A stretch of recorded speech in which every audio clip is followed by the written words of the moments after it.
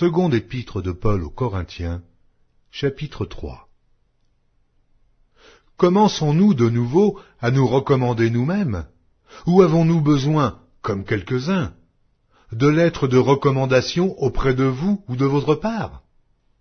C'est vous qui êtes notre lettre, écrite dans nos cœurs, connue et lue de tous les hommes. Vous êtes manifestement une lettre de Christ, écrite par notre ministère, non avec de l'encre, mais avec l'Esprit du Dieu vivant, non sur des tables de pierre, mais sur des tables de chair, sur les cœurs. Cette assurance-là, nous l'avons par Christ, auprès de Dieu. Ce n'est pas à dire que nous soyons, par nous-mêmes, capables de concevoir quelque chose comme venant de nous-mêmes. Notre capacité, au contraire, vient de Dieu. Il nous a aussi rendus capables d'être ministres d'une nouvelle alliance, non de la lettre, mais de l'esprit, car la lettre tue, mais l'esprit vivifie.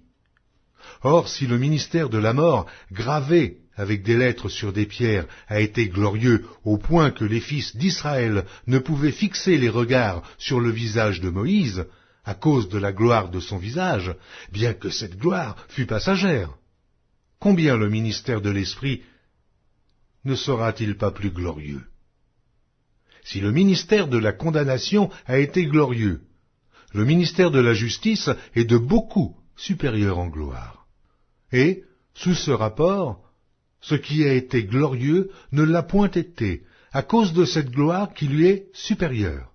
En effet, si ce qui était passager a été glorieux, ce qui est permanent est bien plus glorieux. Ayons donc cette espérance. Nous usons d'une grande liberté. Et nous ne faisons pas comme Moïse, qui mettait un voile sur son visage, pour que les fils d'Israël ne fixassent pas les regards sur la fin de ce qui était passager.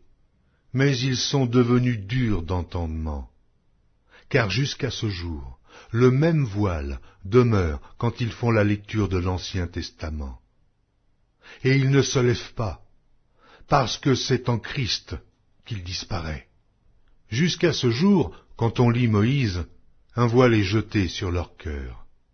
Mais lorsque les cœurs se convertissent au Seigneur, le voile est ôté. Or, le Seigneur c'est l'Esprit. Et là où est l'Esprit du Seigneur, là est la liberté. Nous tous qui, le visage découvert, contemplons comme dans un miroir la gloire du Seigneur, nous sommes transformés en la même image de gloire en gloire, comme par le Seigneur, l'Esprit.